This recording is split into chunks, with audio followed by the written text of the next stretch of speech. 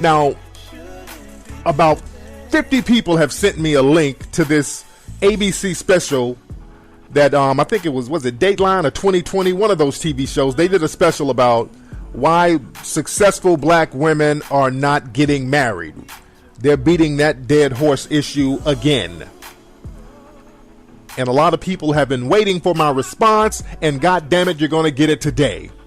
So what I'm going to do, I'm going to play a clip of that show, and I'm going to do a little commentary during the clip. So let me play the clip real quick. Let me turn off my Mac's music real quick, and let me cue this up. And this is the Dateline show with Diane. Is it Diane Sawyer? I'm not even sure. It's some real condescending lady doing this. So here it is. For those who have not seen the ABC special on why successful black women are not getting married, here's some of the highlights.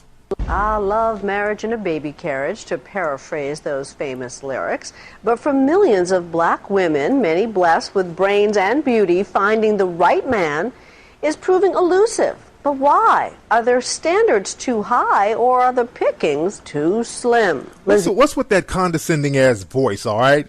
This reporter, whoever this lady is, I don't know if it's Diane. They all look alike to me. I don't know who they are. But the tone in her voice is very condescending. That's one thing. Here it is. Davis tried to answer that question. Birthday! Cheers. Make a wish. Nicole Marchand is celebrating another birthday. At 31, she's accomplished a lot. Okay, now, they said that this woman is 31 years old. This woman does not look a day under goddamn 40. That's number one. But I digress.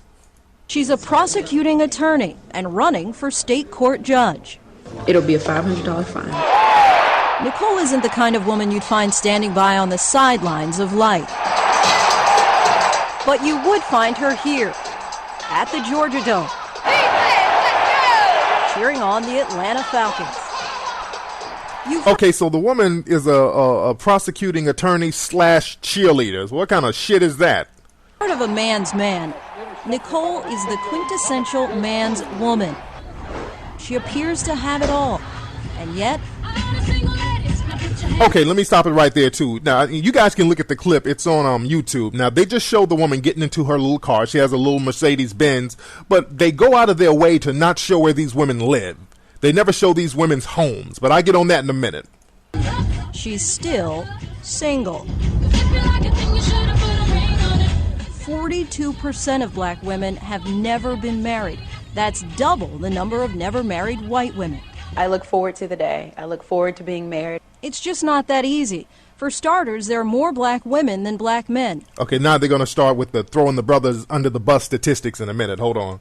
1.8 million more. So even if every black man in America married a black woman today, 1 out of 12 still wouldn't make it down the aisle. Let's take 100 black men. If you eliminate those without a high school diploma, Ooh. those without a job, and the number of black men between the ages of 25 and 34 who are incarcerated, Ooh. that leaves only about half of black men eligible to pop the question. Oh, really? Nicole sees the problem every day. It is sad to see. Now they're showing a bunch of brothers in prison outfits. The defendants that we prosecute are black males. Those numbers can be very disappointing. Admittedly, the now this is Steve Harvey. Is slim. Get it through your head. You're the Friday girl that's just for sex. That's what you are. We broach this serious dilemma with comedian turned relationship guru Steve Harvey, author of the book Act Like a Lady, Think Like a Man. There are still a lot of good men out there who are being overlooked. Harvey says black women don't have to settle, but may need to compromise. And I feel, a lot of people have criticized Steve Harvey, but I feel where he's coming from. Steve Harvey, his bread and butter is the female audience, but he's saying some real stuff, but he can only say so much because he can't disrupt his main demographic. So I kind of feel him on that. Corporate exec, does he have to be a corporate exec? You make $150,000 a year. He has to make $150,000 or above? That's your requirement? If your requirement sheet is ridiculous, you have to look at it. What we looked at were the large numbers of professional black women who groomed themselves for success with BAs, MDs, and JDs. Success. We're going to look at the term success in a minute. 70% of them are still without the more elusive title, MRS. Okay, let me just stop it right there. See, that's the thing. Oh, let me put some Mackin music on. I'm gonna put the clip back on in a minute, but let me put some Mackin music on while I talk about the success, quote unquote success, successful black women. Another term they like to use in the media: educated black women. There's so many educated black women without husbands. There's so many quote unquote successful black women who are not getting married. So let's look at the word success. A lot of these women aren't really that damn successful. You feel what I'm saying? A lot of these women, they have decent jobs, but they're not really successful if you're judging by normal people's terms. You see, you never hear the term successful white woman. You never hear the term educated white woman.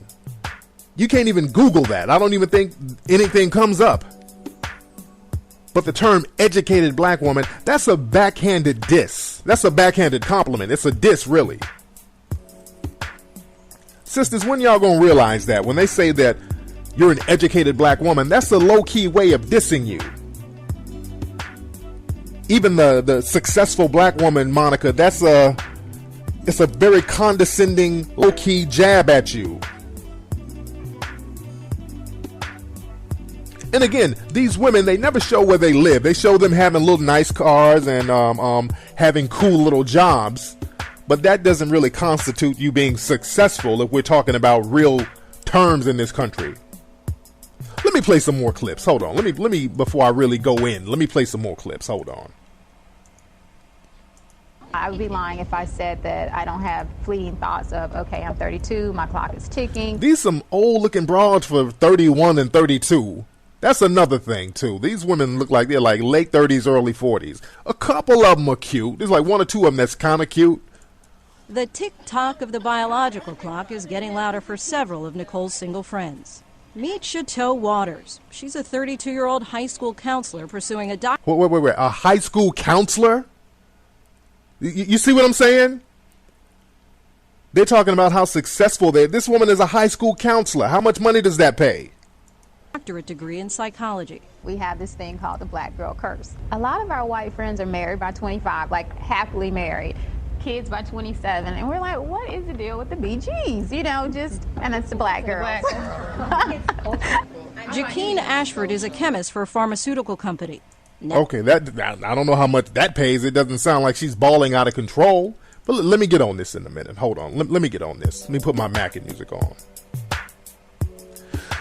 Like I said, man, the whole term successful black woman, educated black woman, they say that because they think the normal black woman is uneducated. They think that the normal black woman is unsuccessful. They think the majority of them are unsuccessful and uneducated. So the term educated black woman, let's just call it what it is. An educated black woman basically means a black woman who's not 100% hood rat. That's all that means. The term educated black woman means a female who's not a total welfare queen. It means a black woman who's not 110% hood rat.